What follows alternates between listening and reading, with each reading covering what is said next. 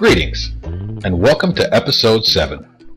In this episode, we'll be talking about light and dark. Whether you're a shadow worker or a light worker, it makes no difference to me. I'm just here to teach. So, if you belong here, come on, stay here. Alright, enjoy the episode.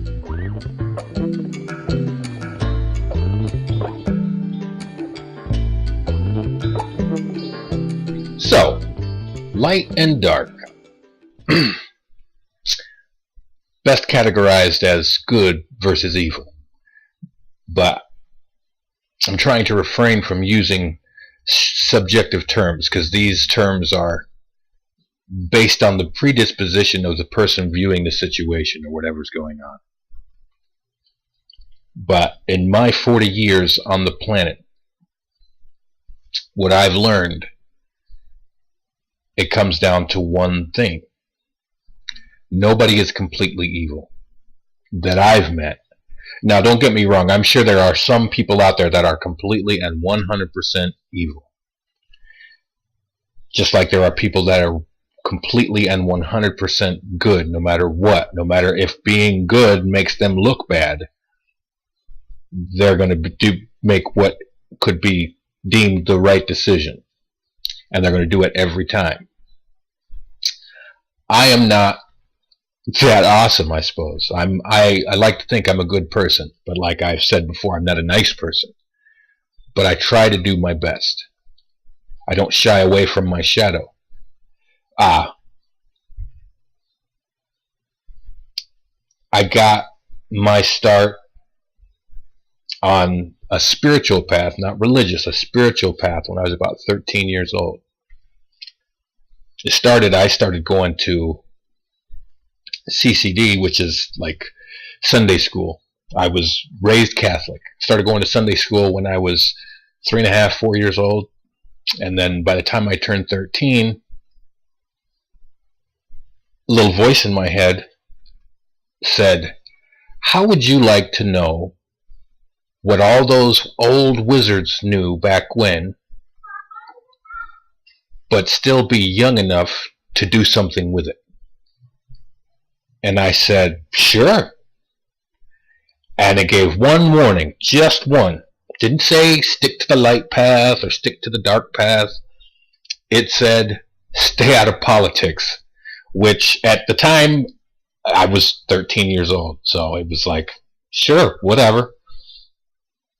But I found that the greater your level of understanding, the more you understand politics.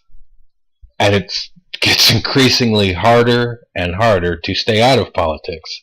But I understand why not to delve into politics. I'm not a politician.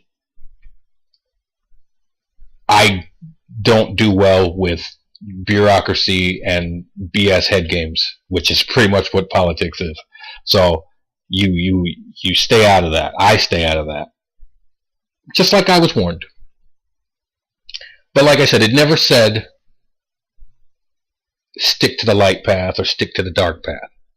So my first steps on the journey were pretty much in the dark path. I got my first steps on the path as a Satanist for about 7 years. Not ashamed of it. I didn't do anything drastic like sacrifice animals or children or anything like that. Just delved into the shadow aspects of life and myself. And I had a lot of fun, I'm not going to lie. I performed little rituals and whatnot, but I didn't harm anything or anyone in doing so. Like, I didn't directly harm someone to achieve a goal. Now, harming someone might have been the goal, but I didn't harm someone to get that goal, or anything, or animal, whatever. So, I don't shy away from the shadows. To be perfectly honest, I was raised in a completely negative environment. I like to say I was born in the shadows and raised in the dark, or vice versa, born in the dark and raised in the shadows. And I was. I mean, magic was no stranger to my household. Yes, I was baptized Catholic, so we were technically Christians. But my mom always professed to be a witch. This is the same woman that, for almost my entire childhood, our bedtime story was she would read the Bible. Matter of fact, I was an altar boy. Matter of fact, it was, if you've ever been to church, there's a Catholic church, there's a segment during the sermon where someone from the congregation will stand up and read certain passages out of the Bible. And my mother's ability to public speak and read passionately, and the way she adds inflection while she's reading, she's very good at it. And the way she would read the Bible, it would pump you. It would, like, wow, you could just see it in your head, and she made it real. And she just had that ability. But it didn't stop her from being a witch. And like I said, I got my first steps on the spiritual path as a Satanist. And people say, well, you can't be spiritual, you're a Satanist. Nothing could be further from the truth.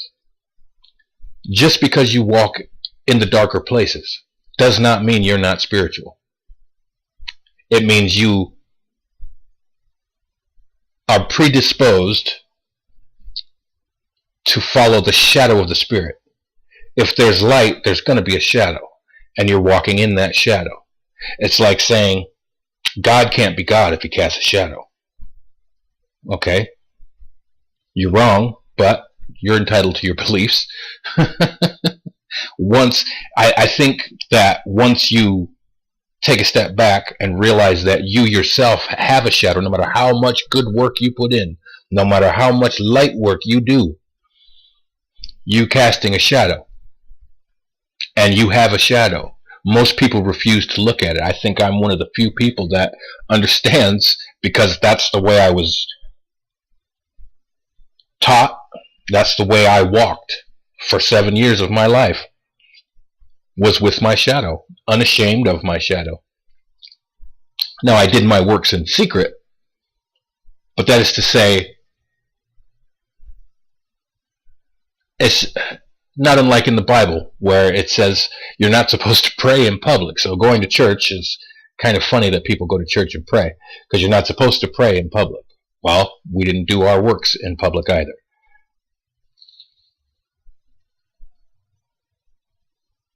But the one thing it taught me was not to shy away from the shadow, not to shy away from the dirtier side of life. And I think it went a long way in teaching me unconditional love. And I think it took walking that path in that sense, in that direction, to see what unconditional love really means. I thought unconditional love meant you just love somebody. But then when I got older and was no longer on that path and was seeing what it really meant to love somebody, unconditional love, and I'm going to expand on this and show you why it's so important, why the light and dark aspects of you, the world, the universe are so important that you view them in a particular way, because you can't leave anything out. You can't leave anything behind until you acknowledge it. I don't care if you're a Satanist watching this. I don't care if you're a light worker watching this. I don't shy away from shadow workers or light workers. Having been on both sides of the fence, it's kind of, I can't do that. I can't accept you as a human being because you do shadow work. And when I say shadow work, I don't mean, they help people work on their shadow. Oh no, I mean they walk completely and totally in and consumed by shadow. Just like those people that walk in and are completely consumed by light. Me, I walk a path of balance, because I understand that try as I might, run as fast as I can, I'll never outrun my shadow. And I can accept that as a part of my being, as something I will never, get away from. So, how it helped me discover unconditional love. You're with someone. You love them. And see, this is every relationship. You get together, both parties are on their best behavior. You're walking on eggshells. That's what they call it, walking on eggshells. Both parties on their best behavior, and it helps facilitate the falling in love. Well, people usually, it's great for the first 6 months to a year. Everything's awesome, and then it starts falling apart. Usually because the two people move in together. The longer you don't move in together, the better the relationship works out, and the longer it lasts to that point. But as soon as you move in together, thus begins the acclimation process, where the two try to get acclimated to one another. Meaning, you start learning each other's dirty habits and dirty secrets. Well, that's where unconditional love comes in. That's when you start picking out, ew, has she always ate that way? Ew, was he always this messy? Ew, are you going to wear that? Ew, you going to hang out with those people? None of these things were a problem when you didn't live together, because you didn't see that stuff. All you saw was the eggshells, and oh, look, they're walking on eggshells. And then starts the fighting. Well, you need to stop doing this, and you need to stop doing that. And then you start trying to fit them into your little pigeonhole of what you expect of this person, and you better fit in that box, and that's the box of perfection. And you both do that to each other, and the box of perfection comes out, and you both get crammed in there, and you don't like it. Neither one of you like it. You hate it. You hate being in somebody else's little box of perfection. That's not unconditional love. That says, I love you, but only when you're fitting into my little box of perfection. I don't like anything that has to do with your shadow or negative side. And some of the negative stuff isn't that bad. She chews with her mouth open. He scrapes his fork when he eats. He scrapes his fork with his teeth. The little annoying shit suddenly is a deal breaker. But you're in love. Love can't be broken that easily. What you're really saying is, as you reflect off this person, I don't like that about me. I don't like that about me. I don't like that about me. Well, had you been a Satanist, you would already know that you weren't perfect, nor were you trying to be perfect. And if this person doesn't accept you for who you really are, pardon my French, but fuck them. No, really, fuck them. Because that's not love. Love doesn't say, I love you only if. That's like shouting to the universe, I love God, but not if he has a shadow. People say, well, how could God let this happen? Well, if God has a shadow, and most times we all have a shadow, and if God's anything like a human, and we are made in his image, which makes me wonder, we don't keep track of our shadow. That's why our shadow pops up at the most inopportune times, and we say or do something really, really, what we consider to be really stupid or insensitive, and we can look back and kick ourselves, but we didn't stop ourselves in the moment because we don't keep track of that part of ourselves. What if God's the same way? What if God wants you to like him so much that he just doesn't keep track of his shadow because he, like you, wants to pretend he doesn't have one? Because you've learned and lived your whole life that I can only love something when it's perfect. I mean, we're taught that from childhood. Our parents get angry, and it feels like they're taking back all that love they gave us because we weren't being perfect. Everybody's got a shadow. Everybody. Every child, every adult, every animal. How many times have you seen a cat be an asshole or a dog be an asshole? It's like, dude, why'd you do that? Everything has a shadow. You cannot fault not one person on this planet, and you certainly can't look at God and say, I only love you when you're perfect. How would your parents feel if you told your mom that? I only love you when you're perfect. Unconditional love means I love every bit of you. But before you can say that, you have to be able to look in the mirror and say, I love every bit of me.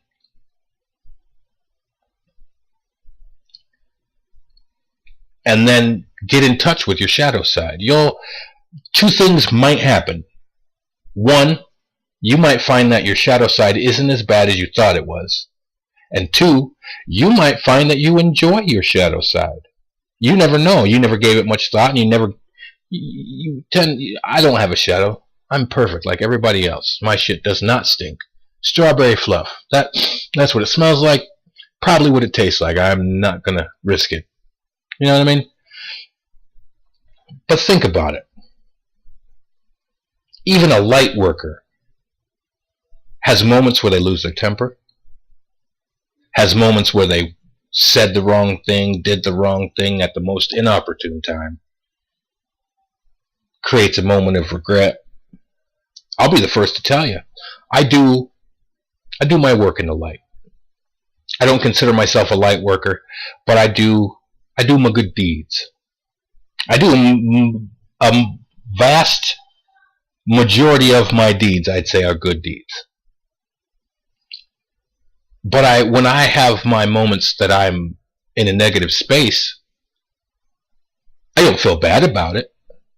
Now, if I hurt somebody's feelings, I might feel a little bad about that, but I don't feel bad about having been negative. Because the one thing I've learned after 12 years living with the same person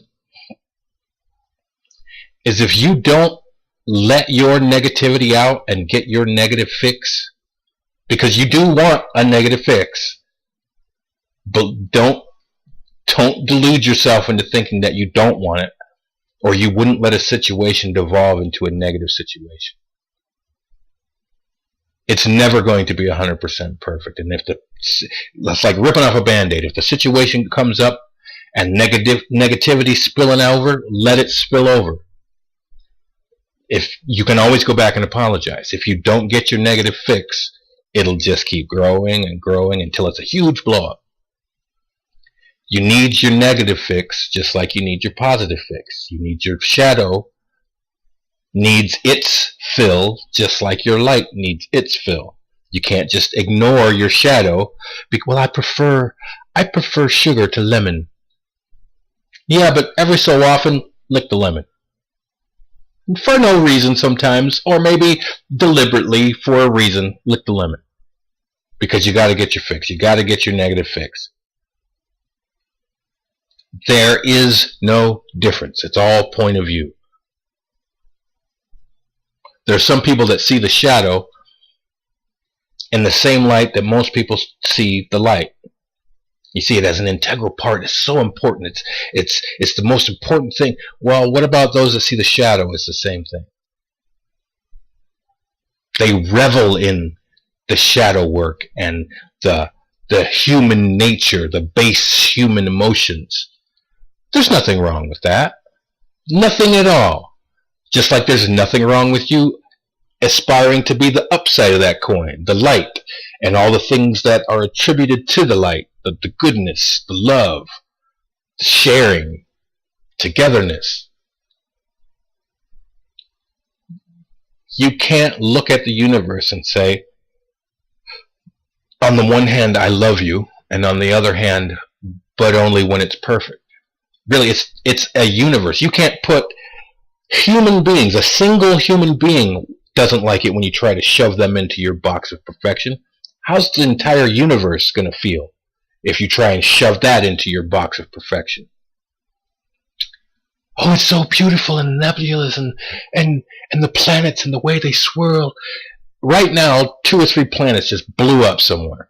And it's probably way more than that, because they were impacted by a huge meteorite, and every form of life on that planet is now dead. Think about that.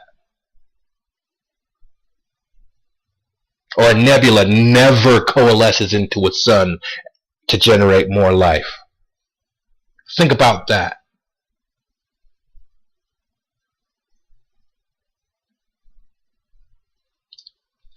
Think about right here on this planet. You look back, oh, it's a beautiful blue-green ball. But come down here and there's tornadoes, earthquakes, volcanoes. You got to take the good with the bad. You can't just say the parts I don't like, I don't like. And when I don't like those parts, I don't like this planet, or this universe, or this person. If you're a Satanist, or some kind of shadow worker, you are welcome here on my channel. You just might belong here on this channel. Because I'm not going to chase you off. If you have questions, this knowledge benefits us all. Every one of us. If you're going to be walking in the shadow, you might as well learn the proper way to walk. Likewise, if you're going to be walking in the light, you might as well learn the proper way to walk. And having the unique opportunity to have walked in both the shadow and the light, I got a few dance steps you might not know. You think you can't meditate because you're a Satanist?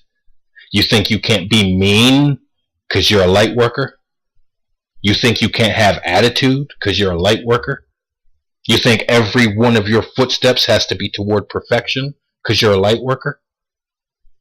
Well, let's define perfection. What's perfection? Never doing any misdeeds. What if perfection is just letting yourself be yourself without forcing yourself into your own box of perfection, telling yourself, I only love me when I'm perfect? Really? You're really going to go down that road? I only love me when I'm perfect. Unconditional love. And the same for people in the shadow. Think about it. You prefer shadow. You prefer people that give off that frequency of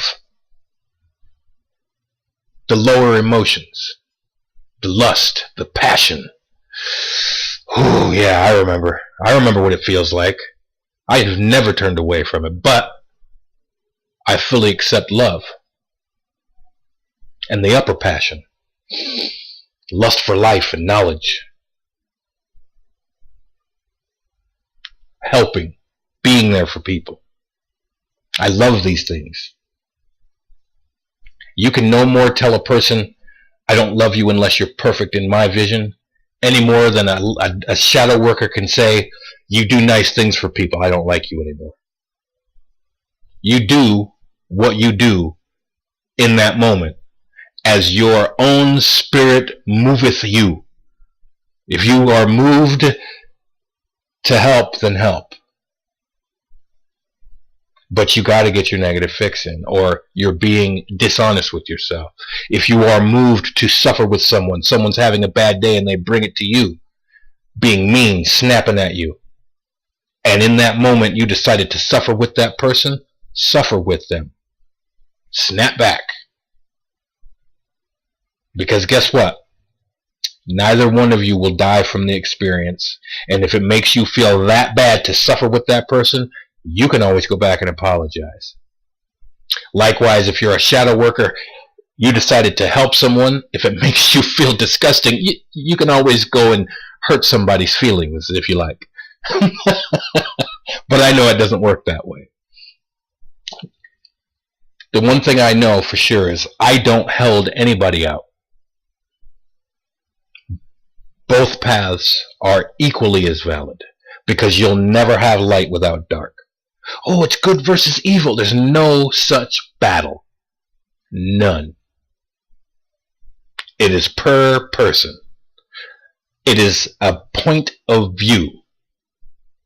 Self-interest versus sharing. That's it. That's it. That's the only difference. Self-interest versus sharing. That's it. You'll never get away from good versus evil. You cannot have one without the other. Picture it like this. Think of any vehicle you want. When I'm doing this picture, I picture a high-end muscle car, big engines, got the blower, big scoop on top with the 3 holes. Butterfly scoop is what that's called. Just loud. Compression. One of those 1,000 horsepower engines running down a drag strip. It's power. Like the universe, it's raw power. If you go, pop the hood on that car, or any car, while the engine is running, and you disconnect either cable from the battery, the positive or the negative, that engine will shut off. You cannot have one without the other. One feeds the other. If you pull the positive cable, the engine shuts off. If you pull the negative cable, the engine shuts off. You will never have one without the other. And you can pretend as you might that one day good will triumph over all. It'll never happen. The best you will ever achieve in any given situation on any planet is balance. And you may be in this town and you vanquished evil and it's all good and there's nobody there that's negative anymore, but there's another town 200-300 miles away, 2,000-3,000 miles away, where evil just won. Balance. Balance. Well, I don't see the balance. You're not looking. Do you think that humans are the only ones that have a say-so in how the universe progresses? Really? You're that fond of yourself? What about all the good turns? You've seen them. Little videos you see of animals doing a good turn to another animal. Every drop raises the ocean. And you never got to decide whether or not it did. We are not the only ones that have a voice on this planet, or get to choose the outcome of which way this planet goes. Balance. Balance within yourself. Shadow to light. Balance in the world around you. Only see the good. I wish I could show you how I grew up, the things that I saw.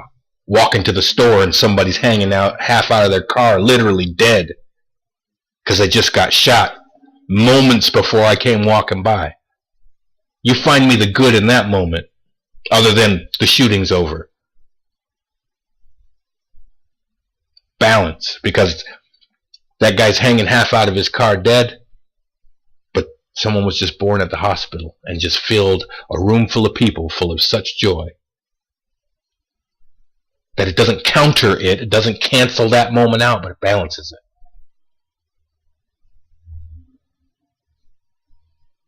I'm a firm believer you will never eradicate all light. You will never eradicate all darkness. You can have an entire planet shrouded in darkness. Even on that planet, you'll still find small moments of goodness. No, that doesn't balance out, but somewhere in the galaxy, there's a planet that's shrouded, or not even, you can't say shrouded because it's light. So this planet is completely bathed in light, goodness. But you can bet your sweet ass there are pockets of things just being evil, mean to each other. Because the shadow will find a way, just like the light will find a way.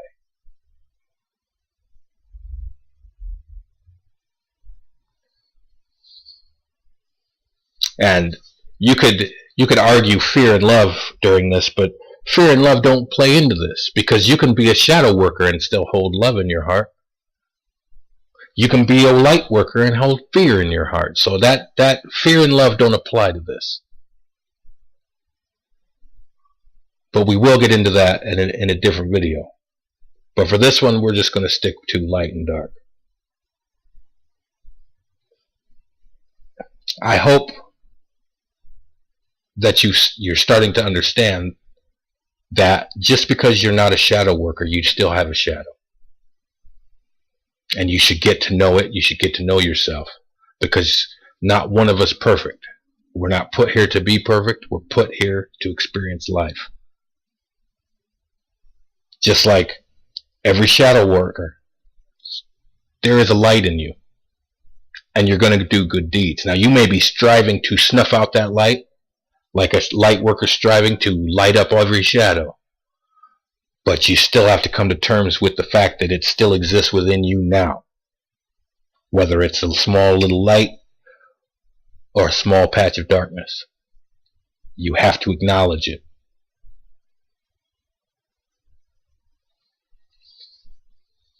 And don't be so judgmental.